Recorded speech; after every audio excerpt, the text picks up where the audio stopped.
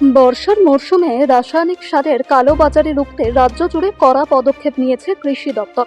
সম্প্রতি লাভপুর থেকে সিউড়ি পর্যন্ত একাধিক সার বিক্রির দোকানে আকস্মিক অভিযান চালিয়ে অতিরিক্ত দামে ইউরিয়া ও মেয়াদ উত্তীর্ণ কীটনাশক বিক্রির অভিযোগে ক্ষোভ প্রকাশ করেন রাজ্যের কৃষিমন্ত্রী দুধকুমার মণ্ডল। অভিযুক্ত দোকানগুলিকে শোকজ করা হয়েছে এবং প্রয়োজনীয় নথিপত্র সহ দপ্তরে তলব করা হয়েছে। এরই ধারাবাহিকতায় ইলামবাজার ব্লক কৃষি দপ্তরের উদ্যোগে জোনাল কোঅপারেটিভ রাইস মিল ও মাল্টিপারপাস সোসাইটি লিমিটেড থেকে প্রায় 500 জন কৃষকের হাতে সরকারি নির্ধারিত মূল্যে ইউরিয়া ও 10-26-26 সার তুলে দেওয়া হয়।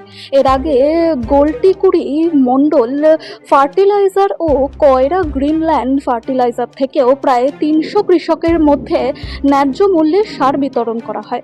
অভিযান চলাকালীন কৃষকদের সরকারি মূল্যের বেশি দামে সার না কেনার পরামর্শ দেওয়া হয় এবং আধার কার্ডের মাধ্যমে সার কেনার নিয়ম সম্পর্কেও সচেতন করা হয়। ইলামবাজার থানার কড়া নিরাপত্তা ও প্রশাসনিক নজরদারির মধ্যে এই কর্মসূচি সম্পন্ন হয়। কৃষি দপ্তরের এই উদ্যোগে কালোবাজারি রোধের পাশাপাশি ন্যায্য মূল্যে সার পেয়ে স্বস্তি প্রকাশ করেছেন এলাকার কৃষকরা।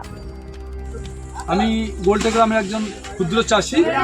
তো আমরা এই সরকারের যে প্রচেষ্টা সারের ক্ষেত্রে আজকে যে আমরা সার পাচ্ছি না, তাতে আজকে অভিযান চালিয়ে যে সার আমরা পাচ্ছি 266 টাকায়, তাতে আমরা খুবই খুশি।